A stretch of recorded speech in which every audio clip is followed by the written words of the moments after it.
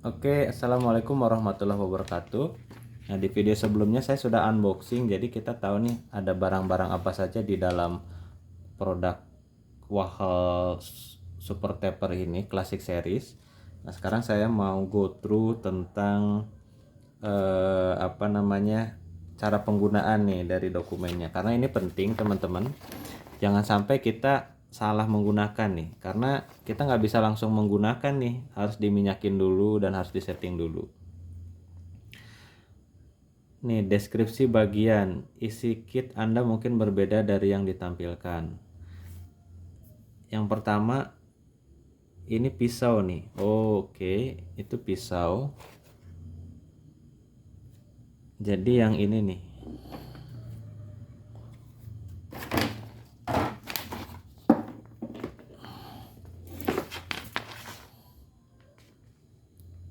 Nah, ini nih.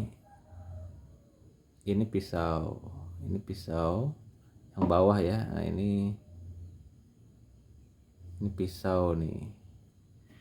Kemudian yang B, ini tuas tombol runcing, bisa di ke bawah, bisa ke atas.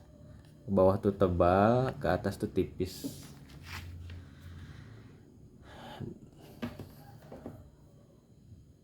Ini kabel. Skrup daya mana ya? Skrup daya. Nah, ini skrup daya. F sarung pisau. Ini namanya sarung pisau nih ya. Oke. Kemudian G, sikat pembersih. Di sini ada nih sikat pembersih ya. Nah, ini sikat pembersih. H, minyak untuk pisau. Nah, ini nih. Ini minyak untuk pisau. I, sepatu sisir. Nah, ini tuh sepatu sisir ya. Ini namanya sepatu sisir nih yang 4 ini ya. J, sisir berujung rata. Nah, ini sisir berujung rata. Oke, jadi semua kita dapat. Kemudian, nah ini penggunaan perkakas, menggunakan perlengkapan tali untuk pertama kalinya. Berikan minyak pada pisau. Oke. Colokkan kabel ke daya stop kontak dengan tegangan yang tepat. Hidupkan alat menggunakan sakelar hidup mati. Setelah digunakan, matikan kembali. Catatan: bunyi klik yang kadang-kadang dapat didengar saat menyalakan peralatan adalah hasil dari unit drive yang aktif. Ini sangat normal. Sedikit pemanasan peralatan dan getaran selama penggunaan juga sepenuhnya normal. Jangan gunakan pemutih, benzena, atau thinner untuk membersihkan unit. Menyesuaikan daya. Untuk menyesuaikan daya, putar skrup ke arah jarum jam sehingga perkakas mengeluarkan bunyi yang disebabkan oleh armatur yang mengenai koil. Kemudian perlahan-lahan putar skrup daya berlawanan arah jam hanya sampai kebisingan berhenti. Ini adalah kekuatan maksimum. Wah, jadi ini ternyata penting nih si skrup daya nih. Nah, ini skrup daya nih, kalau kita awalnya itu harus menyesuaikan dulu daya putar nih. Menyesuaikan daya putar skrup ke arah jarum jam sehingga perkakas mengeluarkan bunyi yang disebabkan oleh armatur yang mengenai koil. Jadi putar dulu ke arah jarum jam, kalau udah bunyi perlahan-lahan balikin lagi nih berlawan arah jarum jam sampai kebisingan berhenti, dan itu adalah kekuatan maksimumnya. Nah, itu penting ya untuk mengatur ini nih, menyesuaikan daya skrup daya. Tali ini, kabel tidak boleh digunakan untuk menarik perkakas. Nggak boleh gini ya. Ini kita, kalau bahasa Sundanya tuh dibetot ya, ditarik. Nah, ini nggak boleh ya, nggak boleh. karena kebebasan bergerak perlu dijaga. Kehati-hatian harus digunakan untuk menjaga agar tali tidak terpilin dan tidak terhalang. Saat disimpan, kabel harus digulung dan unit ditempatkan di dalam kotak asli atau kantong penyimpanan jika disediakan. Tuas runcing. Nah, tuas runcing itu yang mana nih? Tuas runcing itu yang ini ya. Ini tuas runcing. Ke bawah tuh tebal, ke sini runcing. Beberapa perkakas dilengkapi dengan tuas lancip yang dapat disesuaikan yang mengubah kedekatan potongan Anda. Ketika tuas berada di posisi paling atas, pisau akan memberikan potongan terpendek. Dorong tuas ke bawah sedikit demi sedikit untuk meningkatkan panjang potongan. Mengubah pisau. Matikan peralatan menggunakan saklar hidup mati, lepaskan kabel dari stop kontak. Jadi matiin dulu nih di sini nih. Ini matiin, baru kita cabut dari stop kontak. Batalkan kedua skrup pada perangkat pisau.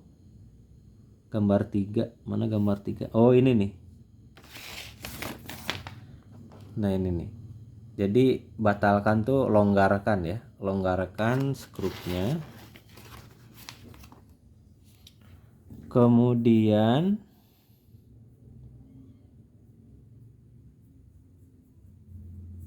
saat skrup pisau dilonggarkan, pisau bagian bawah dapat disejajarkan dengan pisau atas. Nah, jadi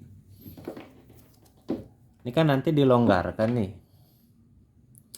Ini dilonggarkan. Nah, pisau bawah ini harus sejajar dengan pisau atas nih. Nah, ini kelihatannya nggak sejajar nih. Tuh. Harusnya nanti sejajar ya. Yang bawah sama yang atas gitu. Disejajarkan.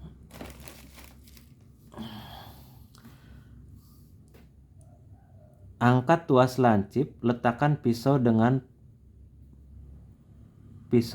panjang terpendek 4A. Gak ngerti nih. Angkat tuas lancip. Oke, saya ngerti kalau tuas lancip kan yang ini nih.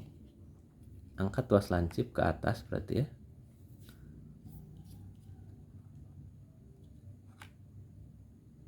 Oke, kalau diangkat terus setelah angkat tuas lancip, letakkan pisau dengan panjang terpendek. Maksudnya apa ya? Gambar 4A nih. Nah, gambar 4A kan ini nih. Masih tadi dia bilangnya. Angkat tuas lancip, letakkan pisau dengan panjang terpendek. Oh, panjang terpendek tuh seperti ini nih.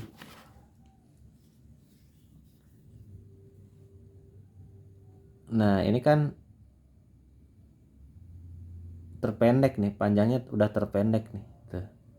Ini tuas lancipnya udah saya atur. Jadi kalau kita ke bawah ini, nah ini tuas terpanjang.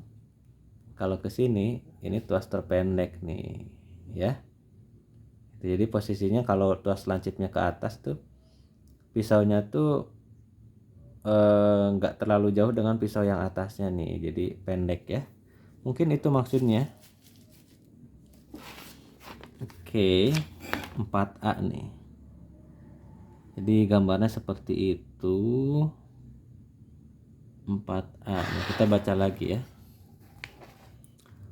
Ujung pisau bagian atas harus 0,8 mm hingga 1,6 mm dari pisau bagian bawah. Ini memastikan bahwa clipper tidak terpotong terlalu dekat atau memungkinkan pemotong bergerak menyentuh kulit.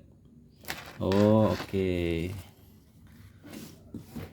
0,8 mm nih. Oke.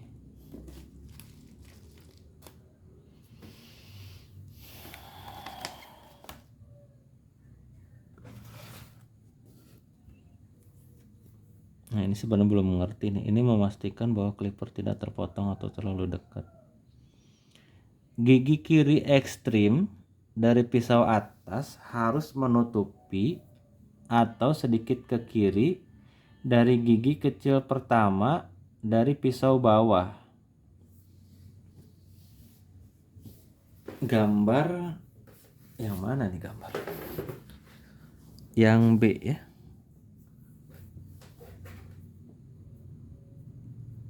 Nah, ini nih. Yang B nih berarti. Oh ya, ini memang sedikit ke kiri nih. Sedikit ke kiri. Jadi gigi kiri ekstrim dari pisau atas. Oh, pisau yang kecil nih. Yang warnanya lebih gelap. Harus menutupi atau sedikit ke kiri dari gigi kecil pertama dari pisau bawah nih. Ini memang dia agak ke kiri sedikit nih. Gambar 4B. Oke, coba kita lihat yang ini. Apakah ini sudah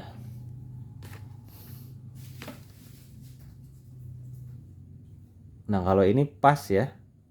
Enggak ke sebelah kiri, tapi pas nih. Apa tergantung sudut pandang?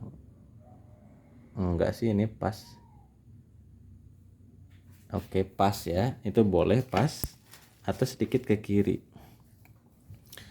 Kemudian yang gambar C itu gigi kanan ekstrim dari pisau bagian atas harus menyentuh gigi besar pada pisau bagian bawah. Nah,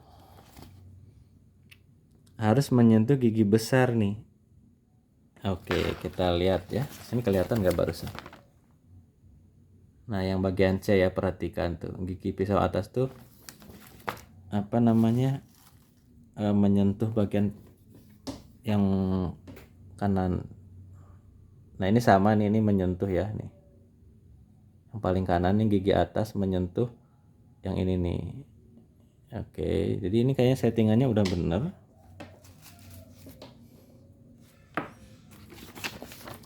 Nah, kencangkan skrup setelah pisau diluruskan. Tingkat kebisingan kurang dari 67 dBA. Getarannya itu ya.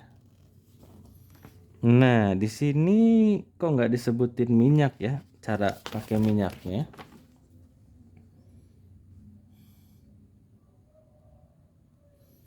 Cuman kemarin saya sempat lihat-lihat video di YouTube. Itu ada 5 titik ya. 5 titiknya itu di sini, di sini, di sini, di sini, sama di sini nih, gitu. Itu 5 titik. Bukan jadi dideret sini, ini enggak katanya, bukan ditaruh sini, tapi 5 titik aja tuh, 2, 3, 4, 5 katanya begitu. Dan kalau mau yang sebelah kanan juga. Tapi di sini nggak ada nih. Coba mungkin di dokumen yang lain. Nah, ini kan ada lagi nih, warning and dangers. Kita lihat apakah di sini ada. Saya coba buka dulu ya.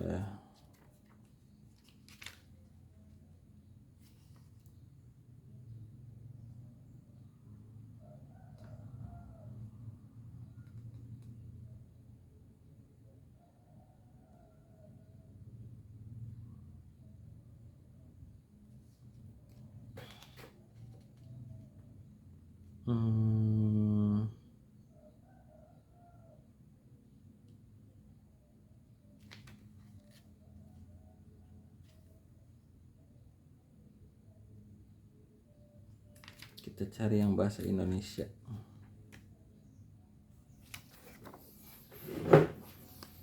Nih, terjemahan untuk petunjuk asli. Petunjuk keselamatan penting. Ketika menggunakan perangkat elektronik, tindakan pencegahan umum harus selalu diikuti, termasuk tindakan berikut ini.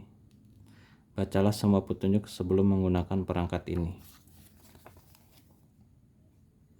Untuk mengurangi risiko cedera atau kematian karena sengatan listrik, bahaya mudah terbakar perkakas tidak boleh disemprot dengan produk aerosol, semprotan yang tergolong mudah terbakar. Usahakan perangkat agar selalu kering. Jangan mengambil perangkat yang terjatuh ke dalam air, segera cabut dari stop kontak. Jangan menggunakan sambil mandi. Wah, ini jangan dipakai sambil mandi ya atau di kamar mandi. Ini sangat berbahaya. Jadi dipakai jangan di kamar mandi. Ketika meletakkan atau menyimpan perangkat yang di tempat yang membuatnya dapat terjatuh atau tertarik ke dalam bak mandi atau wastafel. Jangan meletakkan atau menjatuhkan perangkat ke dalam air atau cairan lain. Jika tidak sedang mengisi daya, selalu cabut perangkat dari stop kontak listrik segera setelah digunakan. Cabut perangkat ini sebelum dibersihkan. Jika kabel atau steker satu daya rusak, tidak berfungsi dengan baik, terjatuh atau rusak, atau setelah jatuh ke air, maka harus diganti oleh produsen, agen servis, atau orang yang mempunyai kualifikasi serupa demi menghindari bahaya. Untuk mengurangi risiko kebakaran, sengatan listrik atau cedera, perangkat ini boleh digunakan oleh anak usia 14 tahun ke atas. Oke, hati-hati ya anak-anak. Pisau pemotong bisa menjadi panas setelah digunakan dalam waktu yang lama.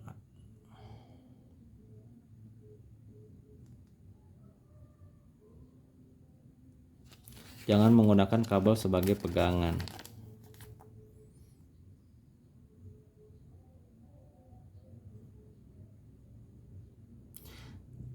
Jangan menggulung kabel daya menghalangi perangkat. Jangan ya. Pastikan kabel daya tidak terbelit atau ruwet.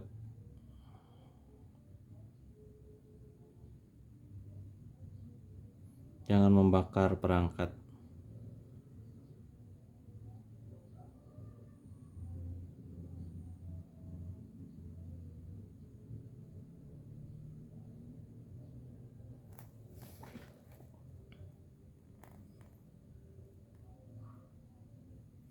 Hanya digunakan alat cukur rambut untuk memangkas rambut manusia, jenggot, dan alis. Gunakan alat cukur binatang untuk memangkas rambut dan bulu binatang. Oh, ada. Ini buat manusia ya.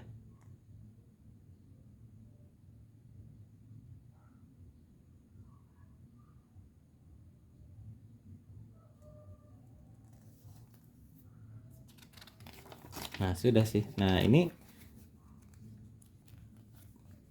proses untuk melakukan peminyakannya nggak disebutin nih di dokumennya nih. Jadi sebenarnya nggak ada guideline-nya, teman-teman.